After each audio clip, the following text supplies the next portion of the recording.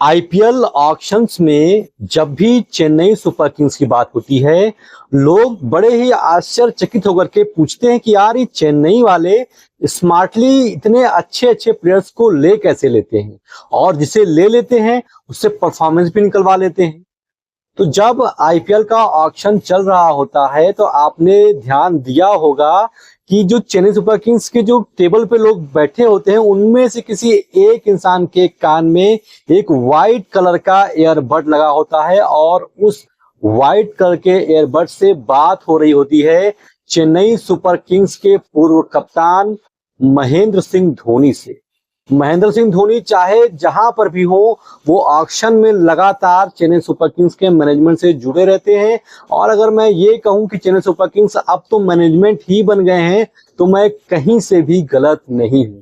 अभी मेरे हाथ में चेन्नई सुपर किंग्स के द्वारा खरीदी गई आईपीएल 2025 के कुछ खिलाड़ियों की लिस्ट है। इसमें कुछ 3 खिलाड़ी ऐसे हैं जिनको चेन्नई सुपर किंग्स ने बड़े ही स्मार्टली और बड़े ही अच्छे तरीके से अपने टीम में ले लिया है। सबसे पहला नाम मेरी नजर में है रचिन रविंद्र का। रचिन रविंद्र एक शानदार ऑलराउंडर हैं।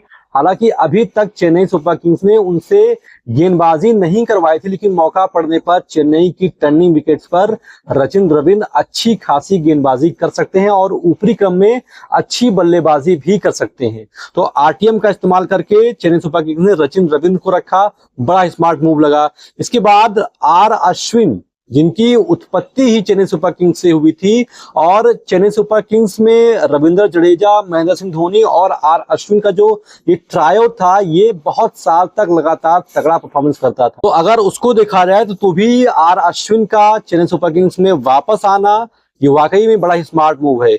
इसके अलावा चेन्नई सुपर किंग्स ने ऑलराउंडर सैम करन को भी वापस घर बुला लिया है।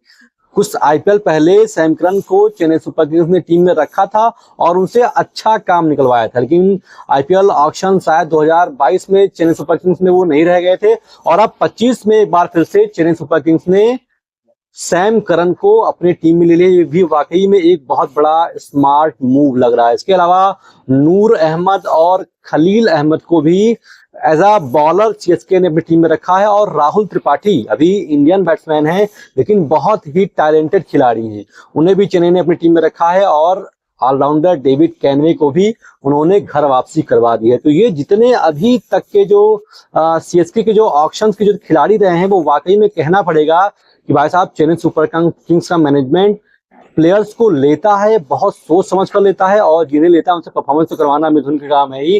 हालांकि जितने अभी तक के जो प्लेयर्स सीएसके में आए हैं वो वाकई में काबिल तारीफ है। चेन्नई सुपर किंग्स कभी बहुत बड़े प्लेयर पीछे नहीं भागता है, वो ऑलराउंडर पे फोकस करते हैं। उन्होंने विजय शंकर को भी लिया अपनी टीम में, और ऐसे प्लेयर्स को रखते हैं जो एवरेज हो, कागज पर एवरेज दिखाई दे, लेकिन उनका परफॉर्मेंस सुपर से भी ऊपर रहे।